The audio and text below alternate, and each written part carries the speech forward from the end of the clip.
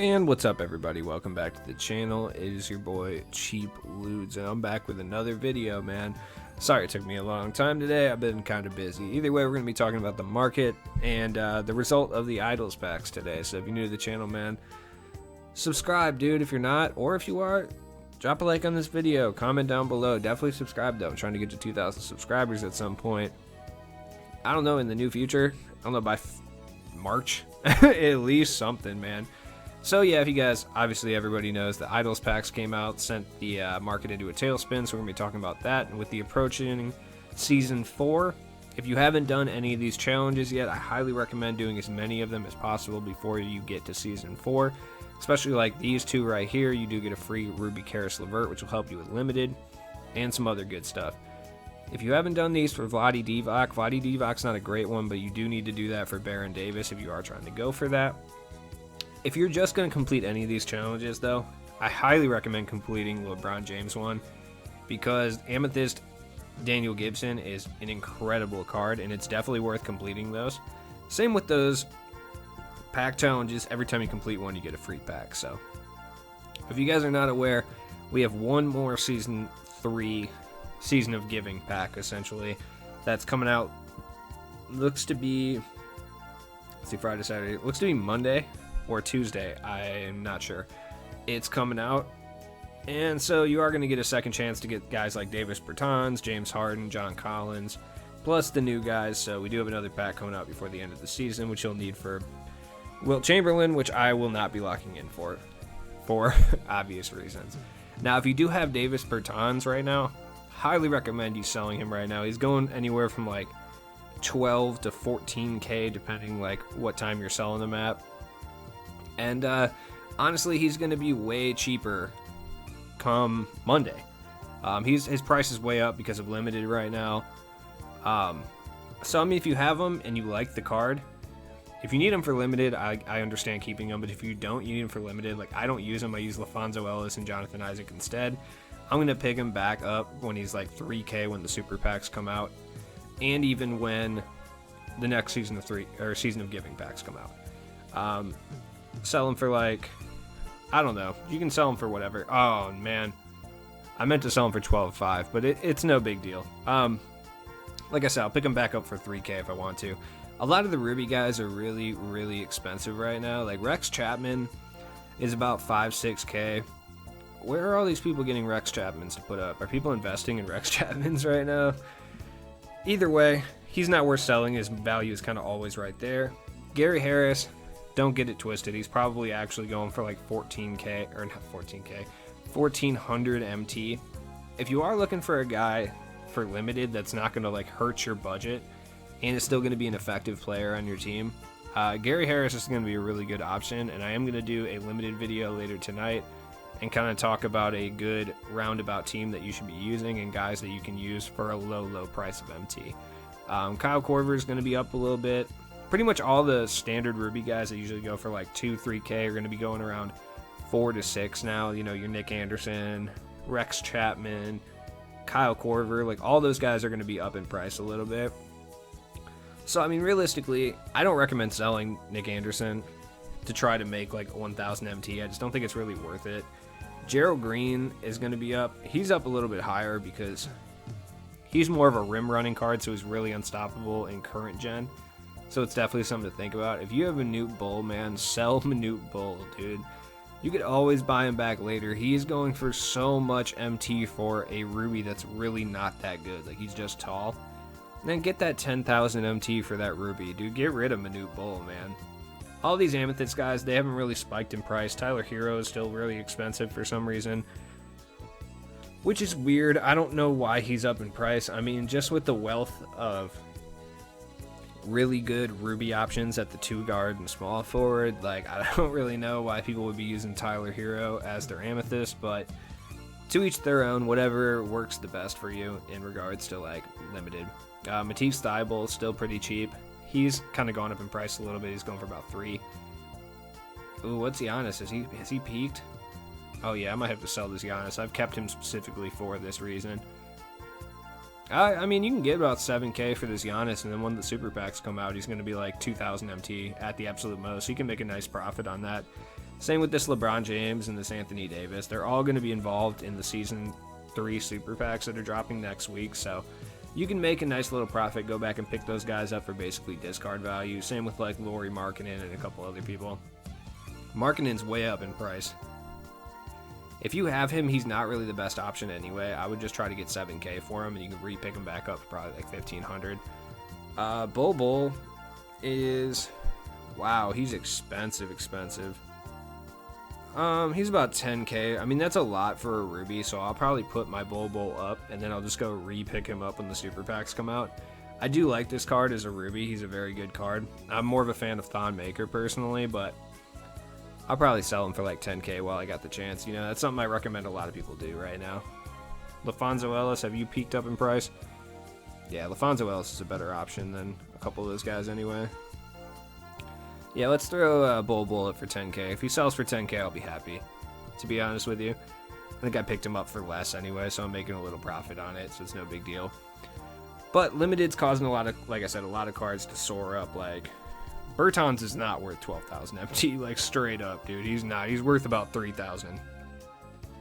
But, I mean, we're at the point now where, like, some of the Rubies are worth, like, what a low-tier diamond. They're about the same as, like, a low-tier diamond from the start of the year, so, as far as, like, how good the card is. So, I mean, you kind of understand it. So, Lonzo Ball's a really good point guard, but he's really not worth this price. Like, because of Limited, I don't know why, and because these packs suck so bad that if you do have this card, he's worth 8 Gs, which is kind of crazy for an Amethyst at this stage in the game. You just don't see very many Amethysts while the packs are still out, be at this, you know, level of price realistically. I think Dennis Rodman's like 2,000 MT, 3,000 at the absolute most, so not a terrible card to get rid of now. He's a pretty good point guard, you know, with the trend of like pretty solid Amethyst point guards. Now, Gary Harris, like I said, if you're looking for a guard, I wouldn't play him at small forward, he's a little too small, but if you're looking for like a guard type player for your Limited lineup and you don't want to like break your bank to do it, Gary Harris is a really good option. Like, he's actually really solid. He reminds me a lot of basically a slightly better version of that Sapphire Bradley Beal that we had earlier in the year. Like, that card. He's got good badges. Like, he's got finishing badges, facilitating badges, shooting badges. He doesn't have range extender, which is kind of a problem to a certain extent. But you can, especially in like a Ruby-based challenge, you could operate with no range extender. It's really not that big of a deal. Truly, the Deadeye kind of hurts him, especially being like more of a sniper type card, but he has like gold clamps, gold interceptor. Like, he has good defensive badges, good dribbling badges, decent facilitating badges, and he's got decent shooting badges. He's an all-around pretty good card. That'll definitely help your lineup. RIP Marco Bellinelli. So, another thing I want to talk about real quick, because if you're not locking in for Chris Webber, honestly, if you guys watched my pack opening video yesterday, it's interesting, but, you know, if you guys want to go check that out, I'll leave it at the end of the video. But obviously I did not draw Magic Johnson or really anything above like one Dennis Rodman. But it was a blessing in disguise, because I ended up being able to just say basically fuck it and sold Kevin Durant and Dominique Wilkins for a astronomical amount of MT. Like, I sold my Kevin Durant for like 440,000 MT, which was stupid. Like, nobody should be paying that for a pink diamond at this stage of the game. Like, you shouldn't. I'm keeping Grant Hill because I like him for my main squad. Magic Johnson is kind of tapering off in price. He's not going for like the 800K he was before. And Larry Bird's kind of fallen off in price as well. He's going for around what I predicted he would go for, which is a little bit over 200. That's, at this stage in the game, like I said, I don't recommend paying that, but that's like about what he's worth, you know, if that makes sense. Like, he's about worth 200K for what he brings to the table at this stage in the game. He plays good defense. He can attack the rim a little bit, and he's a lights-out shooter. At this stage, worth it. So, Sidney Moncrief is really cheap. You can pick this dude up for about 20K. He actually truly is one of the best defensive guards in this game. Like, he's not going to bring you a whole lot on offense. He can attack the rim a little bit. He's not the greatest shooter, but you can get away with shooting with him just fine. You're going to have to attach some shooting badges with him if you want to rely on him in offense, but he's a really good defensive player. 97 steal, 98 perimeter defense. He's got decent speed. He does have like that upper 80s lat quickness. He's got 97 pass intercept, 95 on-ball steal, 97 shot contest. That's really solid for a guard. That's solid for any card at this stage in the game. If you're looking for a defensive stopper, you can't do much better for 20K. Michael Cooper is probably the only one I would recommend that's just as good. Darren Williams he's cheap, man. You can get a pretty badged out Darren Williams for like somewhere around 30, 40K. It's kind of crazy. I've been seeing ones with gold range extender for like 35K. If you're in need of somebody who's going to be really helpful down low and you don't want to like basically pay stupid Nikola Jokic, Anthony Davis prices for somebody, Brook Lopez is actually really good. Like, surprisingly. He's got a big frame. He's 7 foot tall. He's not the fastest card in the world, but he's got that 93 3-pointer. He's got decent dunk stats. He's not dribbling the ball at all, but like, it's Brook Lopez. You should know that. 94 block. He's got that 94 interior defense. 92 rebound. 70 speed. Like I said, not fast, but it's like solid enough. And the 74 lateral quickness is decent for a big man as well. Like, it's not great, but it'll do the trick. He's got good strength too, so he's going to be able to bully people down low. He's got that 90 shot contest and 90 block shot, so he's going to hold down the paint really well. You know, honestly, as far as like a big 3-and-D center, I mean, I think he's better than Sabonis. Personally, Brook Lopez has a pretty decent jump shot as well. As far as tendencies go, I mean, he's got pretty okay tendencies for a big man. He's got like a 75 play discipline, so he's going to run plays pretty well too. As far as badges, corner specialist, pick and popper, rim protector, box intimidator. He's going to be able to rebound. He's going to protect the rim. He's going to play excellent defense. He's going to shoot really well, especially off catch and shoot situations. Most importantly, though, he's going to just hold down the interior, like, defensively. That's like the most important thing that he does. But he brings a really nice jump shot with some good shooting badges as well. And I mean, he can operate in the post too. If you're good at post play, Brook Lopez is going to be someone that's going to be very helpful. He has a lot of offensive post badges. He's got that goal range extender, so if you're running Hawks freelance, you know, he's going to run straight up to the top of the key a lot of times and stand, you know, a couple feet back from the 3-point line out of range, basically, if you don't have gold range extender. So he's a really good card to have because he'll be able to crack those wide open shots off the catch if you're driving the lane and stuff like that. Dennis Rodman, like, I don't recommend using him in like Unlimited or even like TTO or anything like that, but like, keep in mind we are getting a new set of Domination pretty soon. And if you're looking for a budget guy that can help you in Domination, because like if Domination is on Hall of Fame difficulty, you're not going to be able to shoot anyway. So having a bunch of really good defenders who can like attack the rim is usually a pretty good idea. So like Dennis Rodman and Lonzo Ball are actually pretty good budget options that could be useful for that. Now, before we get out of here, I do want to talk about one last thing, and I haven't mentioned it yet, but the badge market is absolutely fucking insane. Like, this shit is nuts right now. Like, the amount that people are paying for these badges is ridiculous. Like, let me find some of the big boys here. Range extender, dog, 30. Imagine, dude, to get a card up to gold range extender, it's going to cost 100,000 MT. That's nuts. That is so not worth. Holy shit, silver range extender is going for literally above 50k. That's crazy. Oh, wait, was that 25k? Oh, that's probably gone, but I gotta go try to buy it anyway. Yeah, it's already gone. Damn, that would have been a come up. But yeah, dude, damn near 50k for a silver range extender. It's going to cost like 125k to badge up a card. That's absurd. Now, gold range extender is going on the low end for around 11.5 to 12 KMT. So if you invested in someone, they were 7 to 9 KMT during the Season of Giving thing, you're going to come up pretty hard. Hot Zone Hunter is still expensive. It hasn't really made any changes.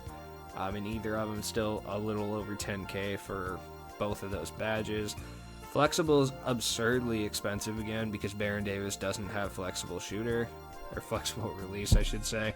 So, I mean, you're paying about 30k for a silver. You're paying about, yeah, roughly somewhere around 12 to 15 for a bronze. And then as far as gold, you're paying about 12 to 15 as well. So Deadeye's the same price. It hasn't changed, like, at all. Wow. Take that back. Silver, no, I mean, silver Deadeye's kind of always is expensive. Let's see some other guys. It's tight handles up. Tight handles is going for about 5. It's not really that big of a deal. Stop and go silver is going for 14,000 MT. Bronze is going for like 4. So if you got stop and go silver, just get rid of it. There's no point holding on to these badges or even badging cards up at this stage in the game. The reason for that is just because you could take that 100,000 MT and probably just buy like a much better card Season 4 that's going to have all these badges anyway. We're getting to the point where badging up cards is going to be kind of pointless at some point in the near future. So Bailout's not terrible. I think Showtime might be kind of expensive. Yeah, I don't think any of these Showtimes have buy it nows right now. 7K for Bronze Showtime. Silver Showtime's not too expensive. It's about 6K. So I feel like there's another few badges that are like ridiculously expensive for no reason. So we're going to check those out before we end the video here. Like, people paying this amount of MT for badges is insane. Dude, it's so crazy. I could not bring myself to pay 50,000 for a silver range extender. I'll just have my card not have range extender. I'm not worried about it. Intimidator's always kind of this expensive, but gold Intimidator has gone up to about 15K. Wow, silver Interceptor is like 30K too. That's crazy. Heart Crusher's not terrible. Clamps, it's always kind of around this price, so it's not really too different. But anyways, guys, thanks for watching the video. I hope you guys make a bunch of MT leading up to the 250K qualifier. People are going to be thirsting for badges, so make sure to sell your badges. Check the description for all my stuff, and I'll be back with more videos later, dude. Peace.